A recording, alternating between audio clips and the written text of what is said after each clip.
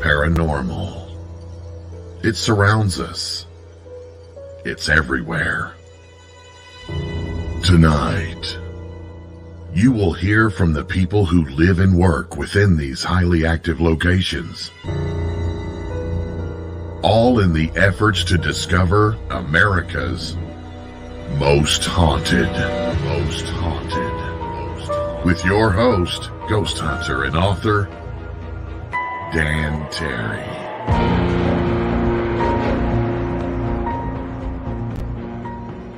Good evening, boys and ghouls. I am Dan Terry, your ghost host with the most haunted, and we got a good one here. Let me tell you what happened, because this is like fate. All right, about 2 weeks ago, an old friend of mine, old ghost hunting friend, Troy Penley, contacts me and says, "Hey, have you ever heard of this place called Park Hills Underground? I'm doing some work there on the side, and he said this place is allegedly really, really haunted." And I get those kind of tips a lot. And then my brother and sister-in-law sent me a big article about the same place just like 3 days later. And now I'm talking to Troy, reading them. Finally, I got hold of the owner, which was really easy, by the way. And he has just opened it up for investigations. He's bringing people in, bringing in teams to see what they've got. It's got, there's all kinds of stuff in this thing now. But he's got a music venue in it. I know there's an underground radio station of some sort in there. And ghosts, a lot of them. Place has got an incredible history. And rather than me sit here and tell you all about it, let's talk to Jason. Hey, Jason. Hey, Dan, how are you? Well, I'm doing pretty good. How's business down there? It's going. It's going. October has turned out to be quite the time of year for us. Well, I guess so, with the way you started October out, getting ghost hunting teams in. Exactly. I posted what I posted on the 29th of September, and it has just blown up from there. So this place has an incredible history. What can you tell these folks about it? Well, the building I'm in right now is built on top of another foundation, another building, another wall.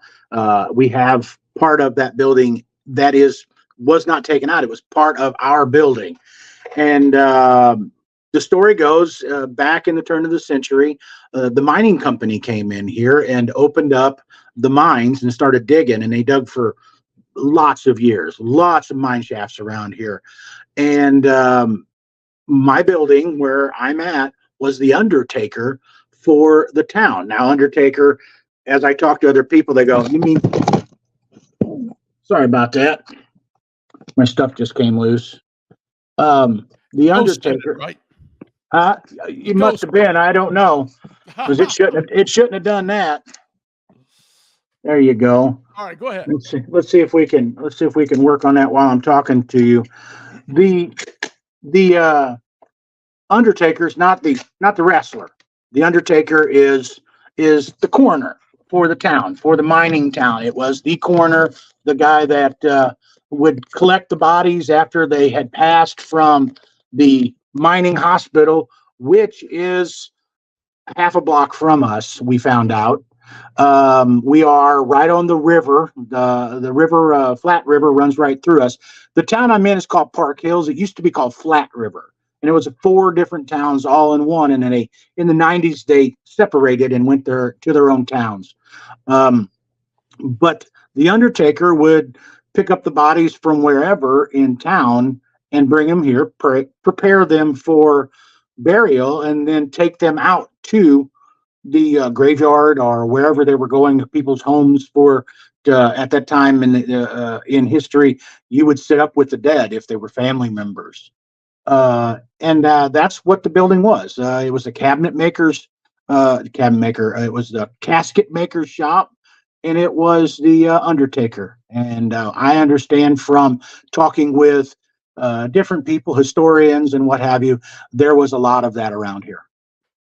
Okay, so the mine was the main employer of the area. Yes, it was a mining town. Everything that was built revolved around the mining business.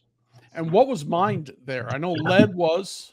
Lead. There was all kinds of different. We're on top of a huge crystals and different thing deposits, but lead was the biggest one. Lead Okay. Belt Mines was the biggest employer, and like I said, there's chat dumps that look like mountains around here. Yeah, that wasn't some time back bikers and four-wheelers using that for a playground. Right. St. Joe Park is in Flat River, was part of Flat River, and it still is. They still come out with four-wheelers and, dune buggies and everything else and spend the weekend partying and having a good time. Sounds like a great place. You sound like you've got a music venue there doing well. Where'd the ghosts come from?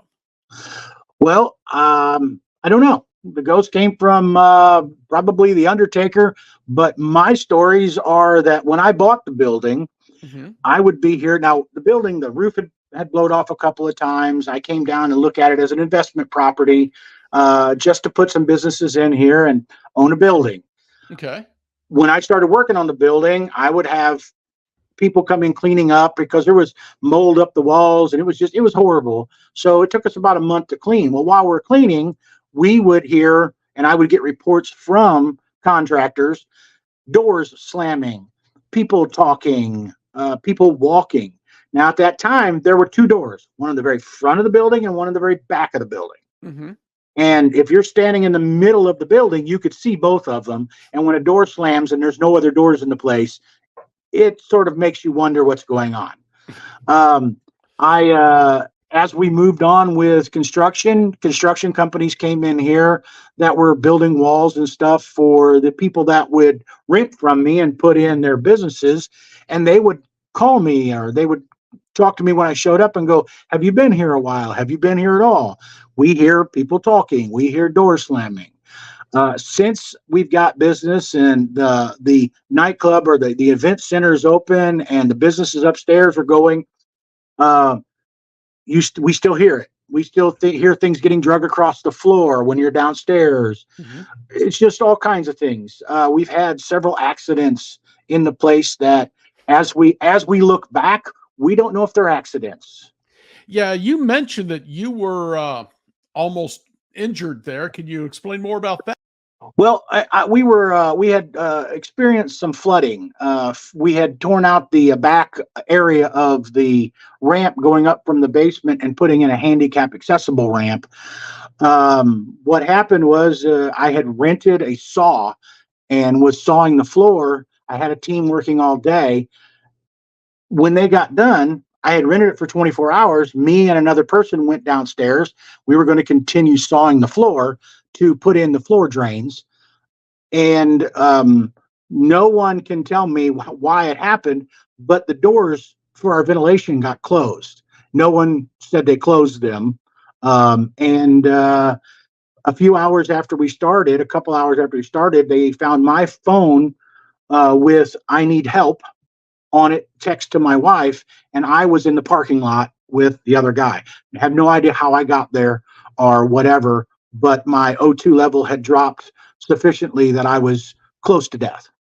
Okay, so you were underground in the parking area? Yes. Or outside? Okay. I was underground. We were both downstairs putting in cutting the concrete to chip it out for floor drains. And the ventilation shafts were closed. Yes, they were turned off, or the doors were closed, and no one took credit for it. And in that, how did the text to your wife that you were having trouble get out? I don't know. I don't remember sending it. Okay.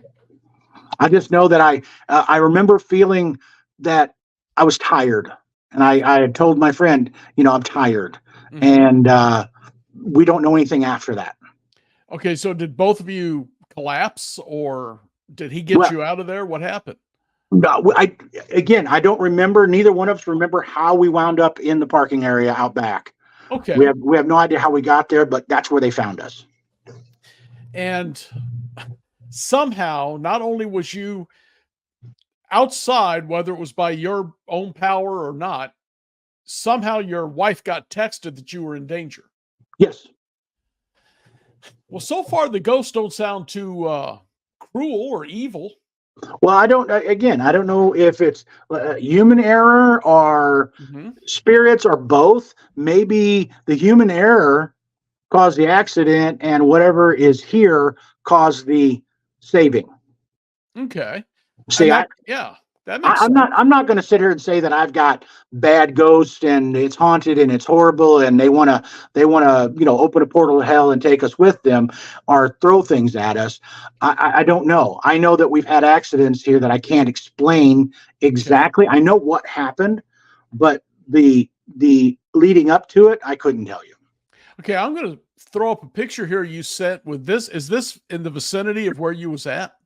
Actually, I was. If you scroll one picture over with that one, do you see the wet area back there in Yes. the picture? That's where we were cutting. Now you have to understand. This is the day I looked at the building, the very first day.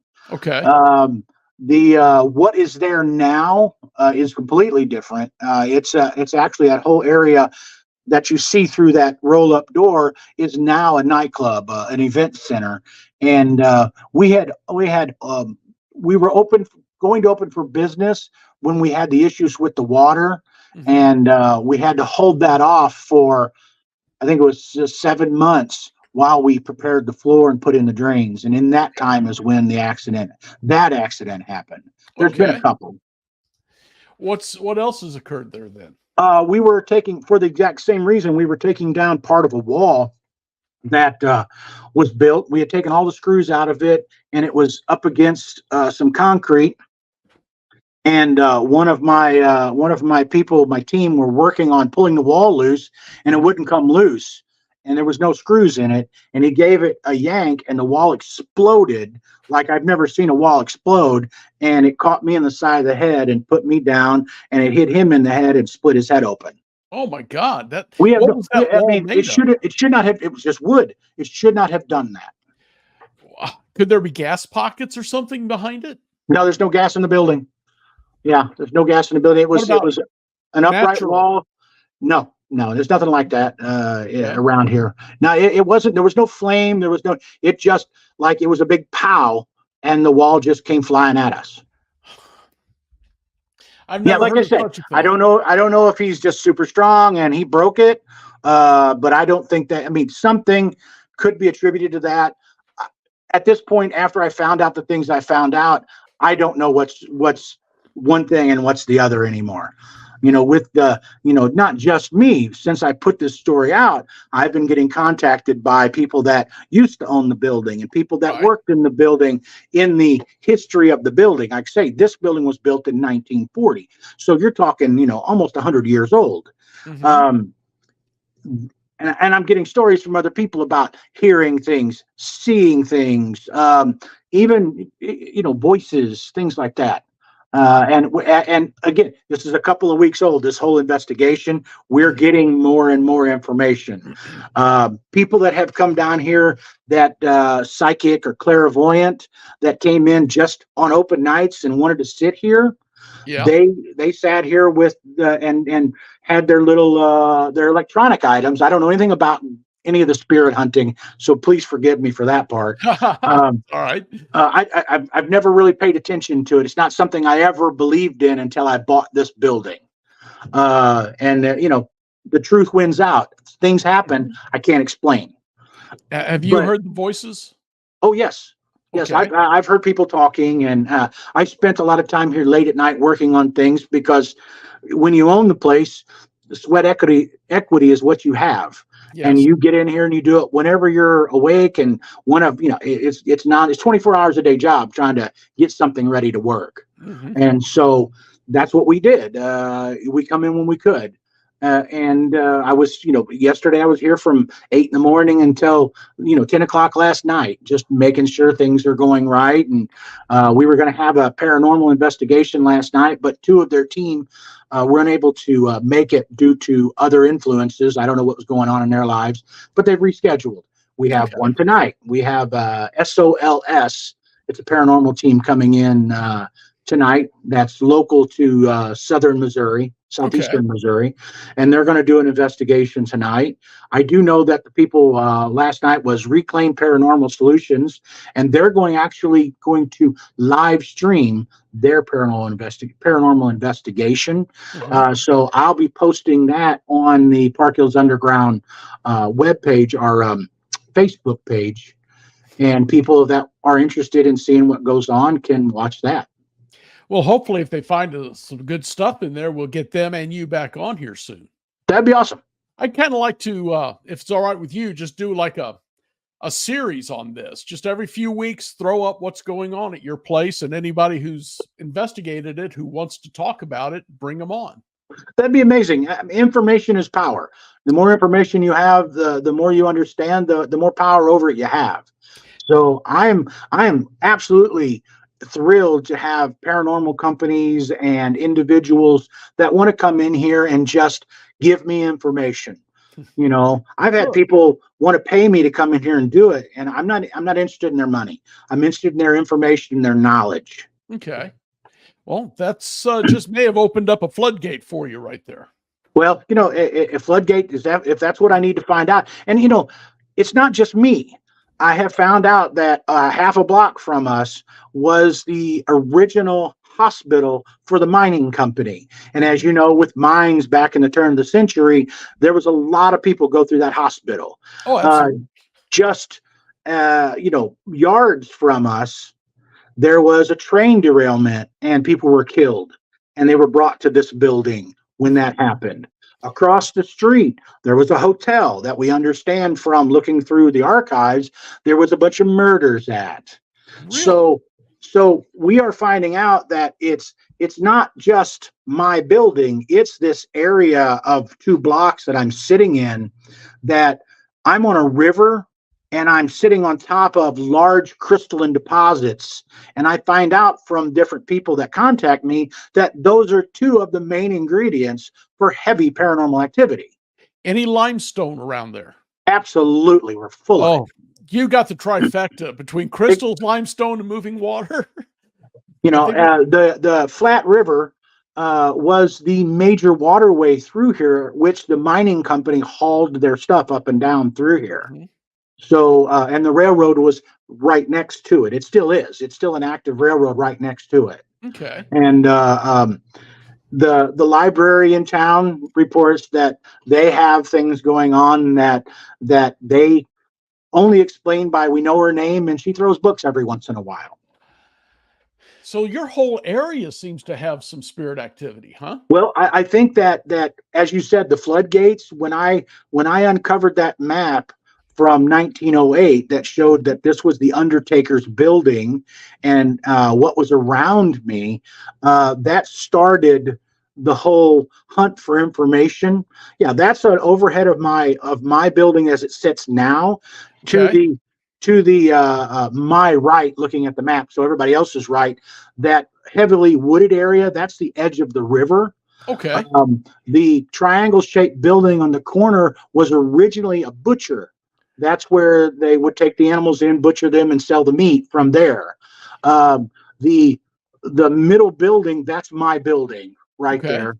And then directly down from its parking lot on the corner was the livery, where they kept all the horses and stuff for not only the Undertaker kept his horses for his original hearse that he drew, but the building with the purple roof is sitting right on top of where another river ran through down to Flat River.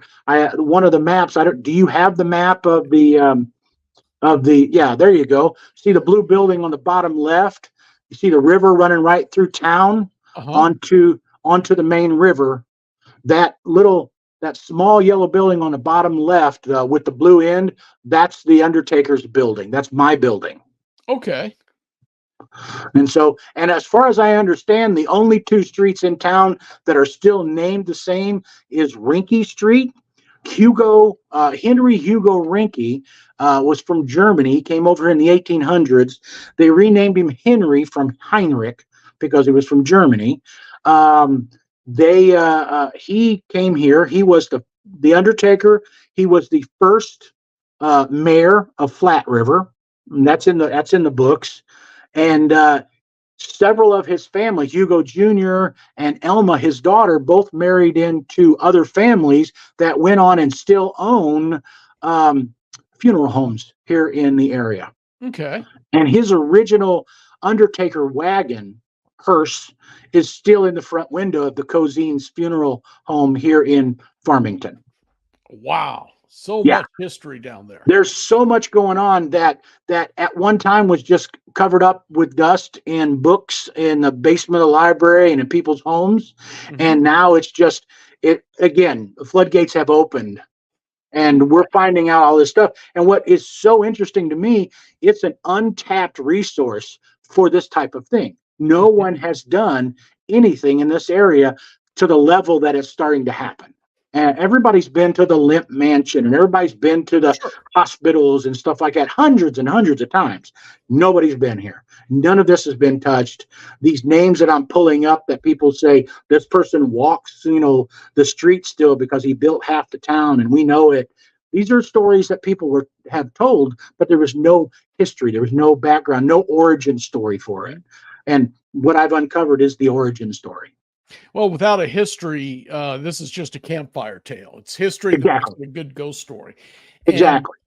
And one of the reasons, like I said, I would like to bring you and your ghost hunters back is I've never had the opportunity like this since I started this podcast to follow a place that was new and fresh and never been done before through all of those. I've been on the first teams to investigate, the second teams to investigate this place or that, the Tri-County Truck Stop, the Fox Theater. But this is fresh. This is brand new. Yes. Yeah, that's exciting to me. Plus, again, I just want the information. I want to know what I'm dealing with. Right. The last thing I want to do is have people come in and try to exercise whatever's here Yes. or open up portals to someplace or bring something new in. If those accidents were truly accidents, I just want to leave them in history as accidents because those are the only things. But I have been told by a number of people, when you start construction, when you tear things up, when you change things, that's when something that may be attached to it dislikes it and lets you know they dislike it. They definitely get more active during reconstruction. Absolutely. I've had people come in and sit down to just interview me that had to turn their bodies because they say someone's standing behind me. I don't like them behind me. So they had to move seats so they wouldn't be behind them. You make me wish I was still in Missouri because I'd love to be on some of these tours with you guys. You come down incredible. And visit anytime you want to, and I'll give you a personal tour and you can hang out all night and we'll tell stories. Next time I'm in Missouri, we're going to do that. Absolutely. So you bought the building and your particular spot is a music venue. Who have you had there so far? We've had Trapped, the band Trapped. They were here, did a acoustic tour through here. We've had a bunch of heavy metal. We've had Afro Man. We did an outside festival where we had five bands outside, and we had about 3,000 people here, and then we had 500 downstairs for the Afro Man concert. We're brand new. You have to understand, we're only 3 days a week, and we started in January. January 20th was our first day open, and we're just growing. We're a brand new venue. We like original music. Okay. And we like, I tell everybody, young artists do not get any better in their basement, their backyard, or their bedroom. You have to get on a stage. You have to get on a stage and be seen because you don't grow in your artistry until you're in front of people. I don't care if it's comedy, spoken word, music, instrumental. I don't care what it is until you have a group of people in front of you. And if you're not willing to play to one person or just the bartender, you're not willing to play to 10,000 people or 100,000 people. Some of the posts I make on our Facebook page says, everybody you listen to now, every music artist you like right now started in a place like the Underground.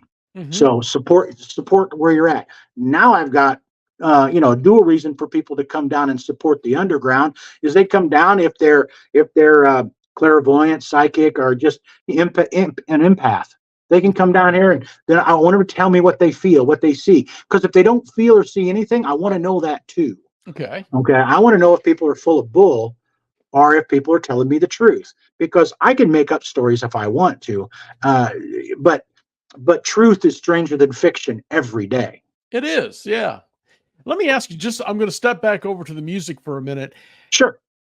Can a band or group that starts in the garage or in the basement make it now, or do the studios have it so wrapped up they can pick who's going to be the next big one from the beginning? I think it's exactly opposite that. With the invention of TikTok and YouTube and places like that, a lot of people, case in point, there was a young man named Oliver Anthony who just did a song called Richmond, North of Richmond. Yes. He was just here in town, not at the Underground. He was just here in town last weekend, October 7th, I believe, and played a venue outside of town that was built specifically for him to play his show. It had 5,000 people at it. Oliver Anthony just signed a deal with a record company. It's the largest deal ever made. It was $100 million. He started on YouTube and TikTok, and that's how he came up.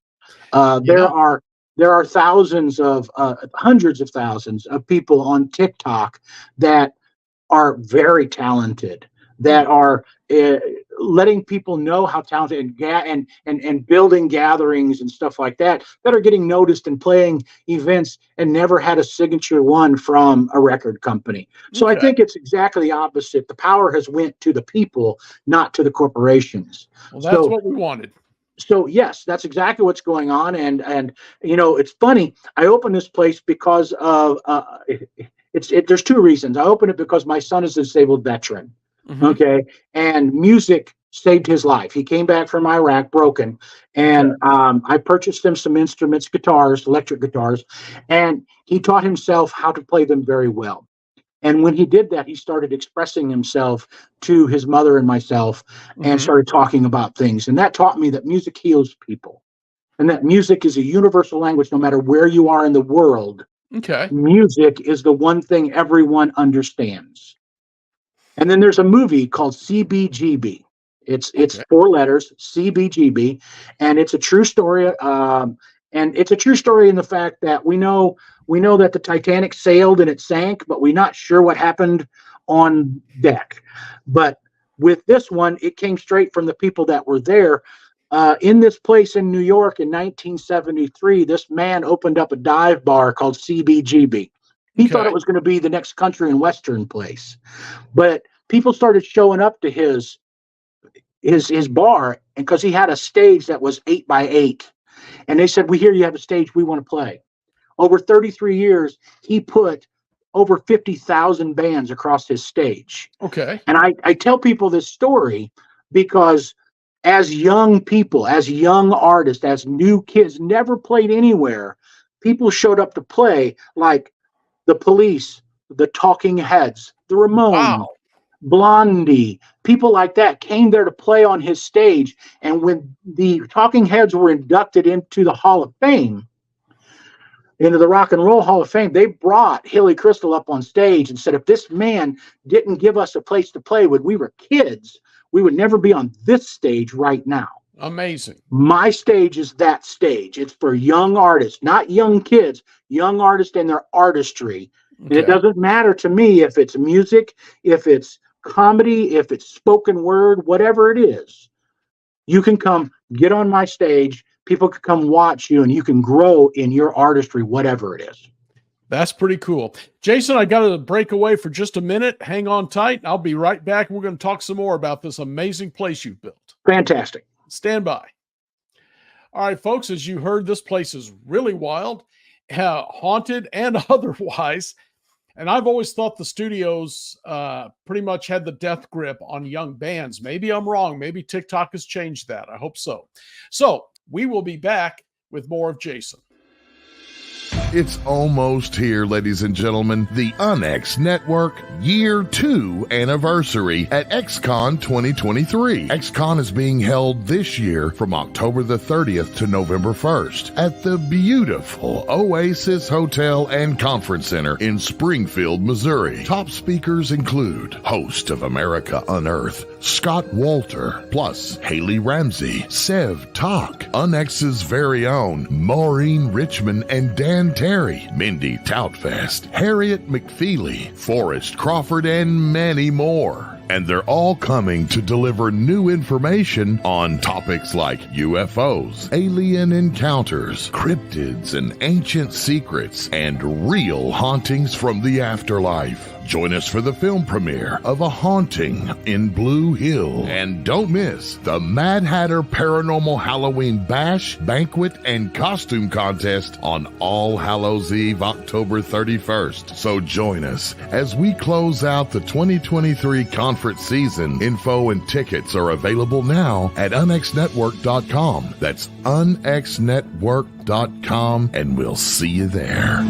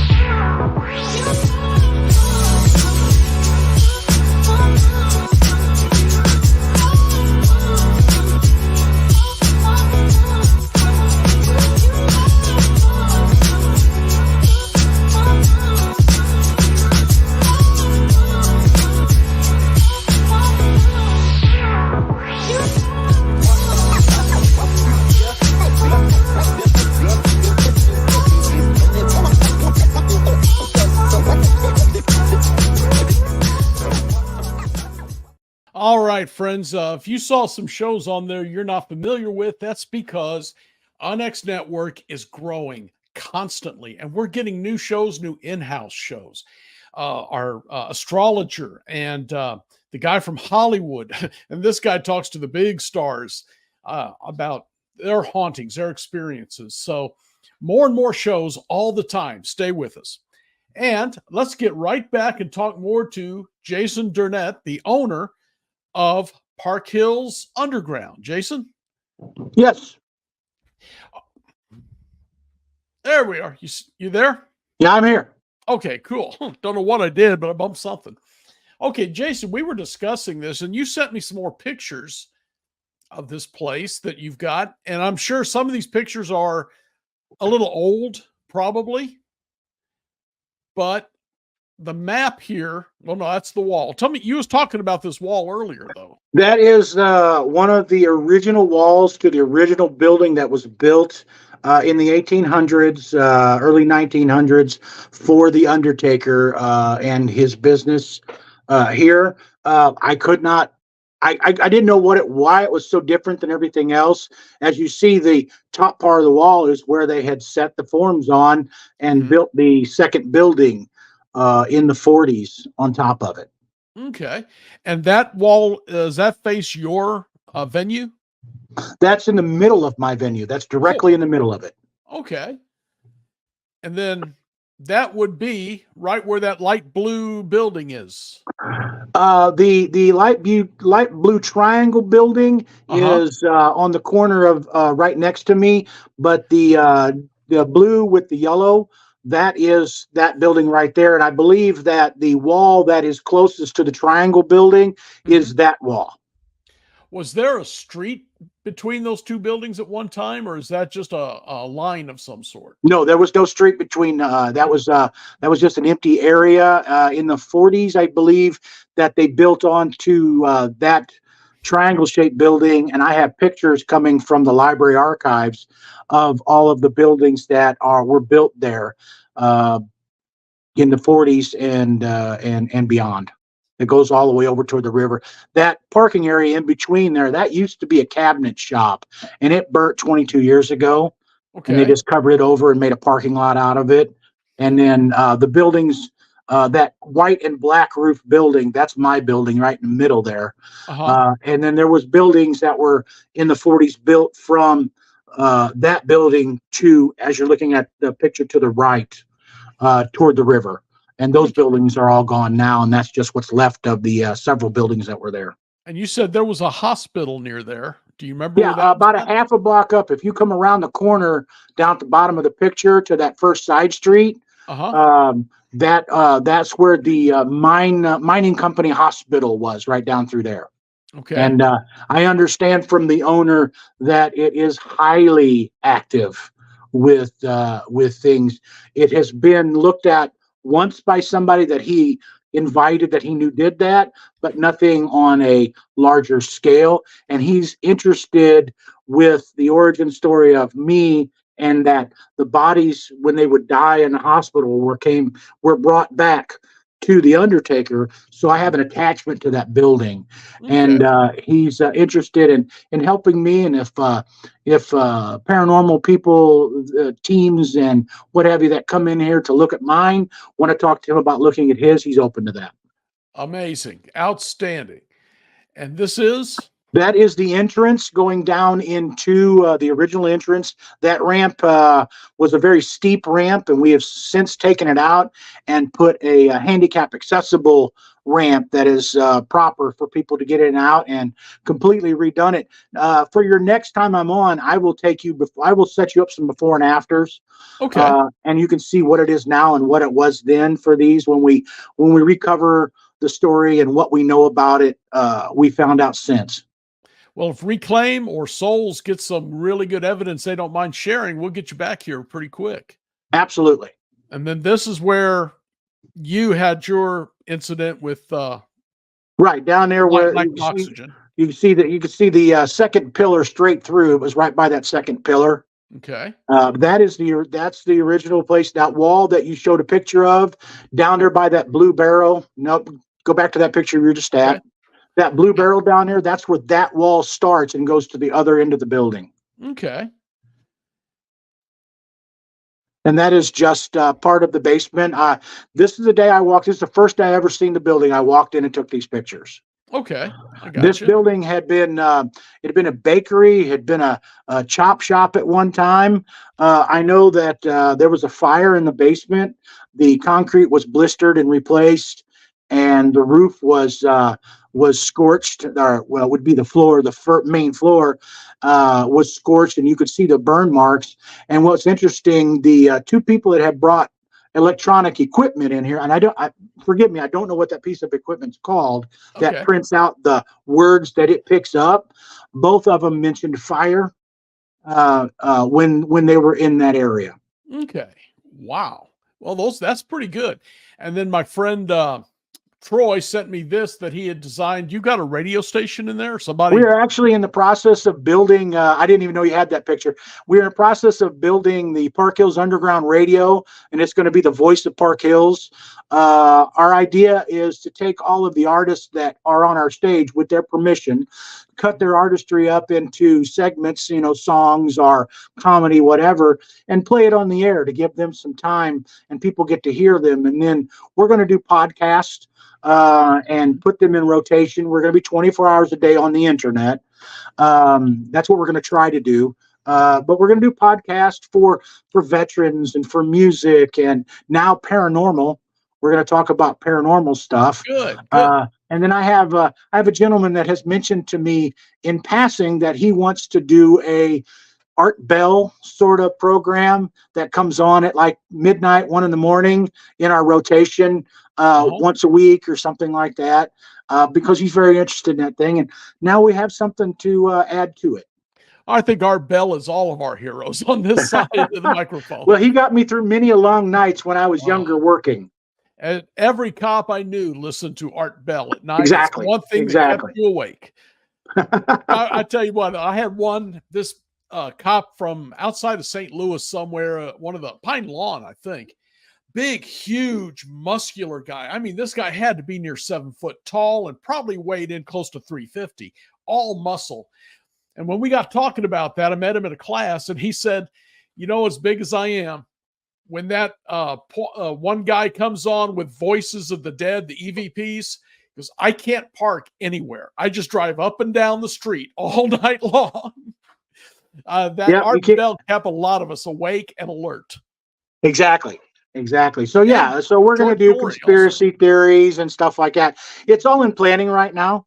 I may even reach out to the local paranormal people, and if they want to contribute and come in and do paranormal podcast about the things they find in town, because this is much bigger than me, much bigger than my building. It's the town, and if I can help elevate the town with the paranormal, that's what we're all about. The Park Hills Underground, myself and my team, we are a 501c3. We are the Park Hills Music and Arts Center is the 501c3. The Park Hills Underground just works under that 501c. It's all part of the same group. It's just what we call the bar and or the music center. And with the paranormal activity, and with what we're doing, bringing music acts and stuff in here, we want to elevate Park Hills. So we're going to talk about what's going on in Park Hills, not just their Christmas in our hometown, or their cruising for a cause, or their fundraisers for the retirement community, or the foster kids, or things like that. We want to be a part of all that. And information is power. The more information you have, the more power you have. So the more information we can put out to people, we'll do that. 10-second commercials or 15-second commercials for the music store or the antique store or whatever downtown. It doesn't cost us anything. It costs us one time to sit down for 15 seconds and make a recording, and then we can put that in there. But we can talk about things coming to Park Hills. If Afro Man or somebody's coming to our Park Hills, we can put that out weeks or months in advance, and people get to know that it's all part of the information, and we want to be a part of that. And I thought a radio station in a music venue like this, it's just a corner of our room, and the equipment costs a little bit of money, but people have come out of the woodwork with ideas and wanting to help and wanting to do broadcasts and things like that. So it has grown exponentially from, when they talk about, you got the ground floor opportunity. Well, here it is. And then out of nowhere, I find these maps, and it opens up a whole new thing that may outshine the rest of it for a long time. Well, you've got a lot of room and a good history now. You might want to consider a nice ghost conference or paranormal conference. I have an 8,000 square foot basement, and I have a 4,000 square foot room upstairs, and all of the outside. So I think that's what I'm going to do. They as just a Halloween thing, they're doing what's called a witches walk downtown. It's basically a pub crawl, but you dress up. But I'm thinking about maybe stealing the name or something like that, and having a whole thing 1st of October next year. Upstairs, we're talking about, since we have the history, maybe even for the kids and for the local people, put in a haunted house up in that 4,000 square foot area. Good idea. And let people come in and make money for charity and, do things like that. I mean, money's great. If I never opened up this place, I'd still be sitting home watching Barney Miller reruns. But I would rather do something for our community. I'd rather do something for the people that live here in my community, which is my community now. I'm a transplant. A dozen years ago, I moved to this area and bought a place to help take care of my parents as they got older and passed. And we did that, and we're still here. And if you would have told me 2.5 years ago I would own this building in this town doing what I'm doing right now, I would have laughed at you. But my wife had other ideas, and she said that I spend too much time watching TV, and she doesn't like it. So get a hobby. Welcome to my hobby. All right. Hey, in the last roughly 5 minutes we've got, can you tell us a couple more ghost stories you've heard from yourself or others have told you? Well, I know for a fact that there was a train wreck that's just maybe a block from me. You can see the tracks from my door. And when the train derailed, it killed a bunch of people, and they were brought here. the hospital is owned by a friend of mine. They live its house now, and they have found all kinds of different interesting things. They've had things come off shelves. The public library reports to me that they've had books fly off the shelf, and they know the person's name that's supposedly in there. There was a hotel across the street from us. The hotel, there was a bunch of people murdered in the hotel. The hotel is no longer there, but being on Waterway, being where I said I explained how I am on crystals and on limestone. Right. It's not everything. It's not all tied to me. It's tied to everything around me as well. And so the ghost stories. I mean, again, the things I've heard, the things I've caught out of the corner of my eye, and when you turn to look, it's not there. The people that come down to my business when we're open for music and tell me that the place is full. That was their exact words. This place is full. Now, there may be 25 people in the room, but they're saying it's full. There's a lot of things here. And they actually move out of the way because something is behind them, or and they say, yes, it's right there. I am not in tune to that. So I don't feel that. Again, I hear the voices. I've heard the doors slam, still do. I'm in the basement painting something at 2:00 in the morning because I can't sleep, and I hear something drug across the floor upstairs.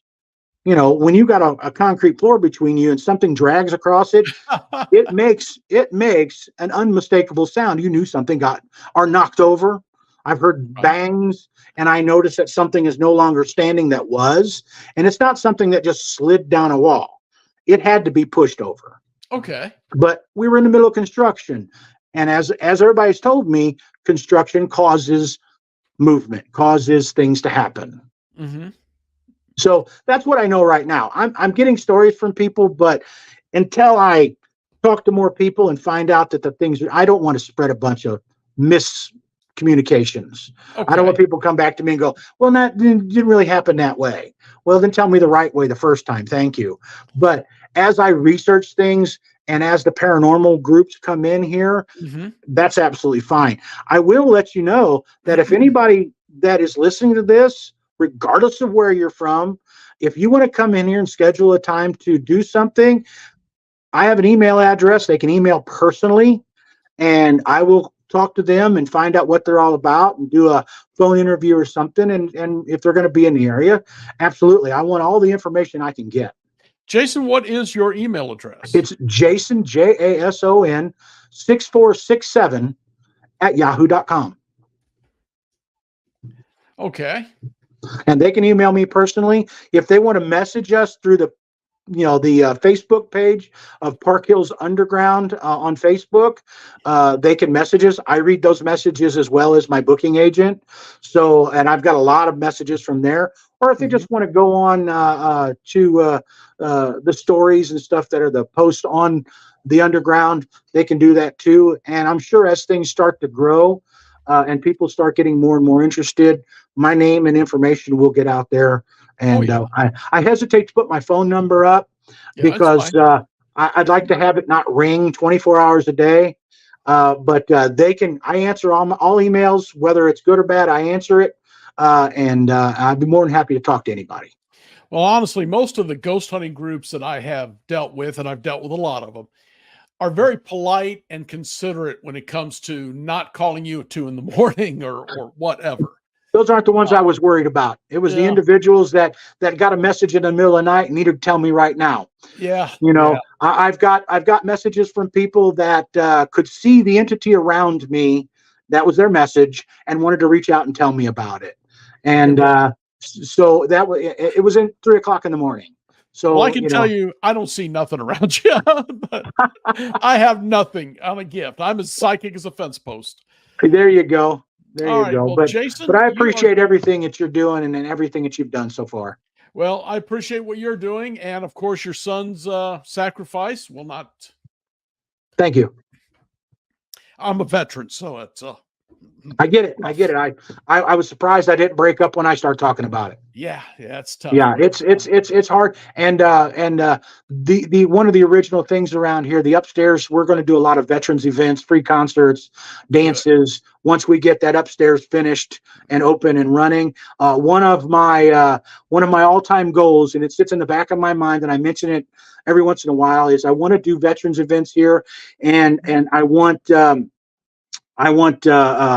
Lieutenant Dan Band and his group for veterans to come down here and play someday. And as we get bigger and as things grow, I would love to have their foundation come down here and do something for veterans, because it's something I truly, my father-in-law was a veteran. I have veterans in my family. My son is a veteran.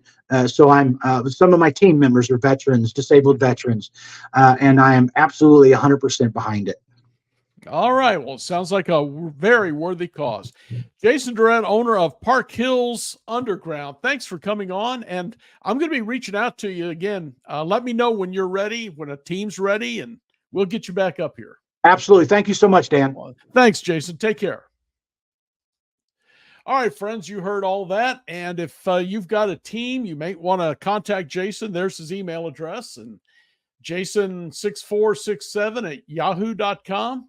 I'm telling you guys, you may want to check it out. Be on the first. And, well, other than that, I know we need to talk about the XCon. That's coming up October 30th to November 1st in Springfield, Missouri. Margie's going to be talking about the Kansas City Mothman. Scott Walter will be there about the Knights Templar and their alien connection, which is awesome. Sev Talk will be there about speaking with aliens.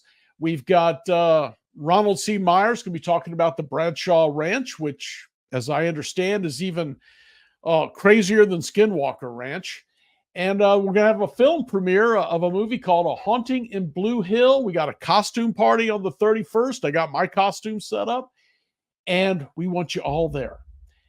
So get on, get tickets, get down there. You're going to love it. And by the way, if you're not a member of our group here of this show, Most Haunted, and on X Network, why not? It's free. You can become a member for free. Now, there's a gold membership that costs a little bit. You get a lot more, but think about this. Just to put your name on the list, you get access to the blog. You get emails on what's going on. You get our monthly magazine sent to you by email every month. And I've got articles in most of them. I got some really good stuff coming up. So there is so much going on here, and all you got to do is put your name on the list. What are you waiting for? And after that, my friends, I am going to step back and let Race take it over. So you guys stay cool, stay healthy, stay spooked. Good night.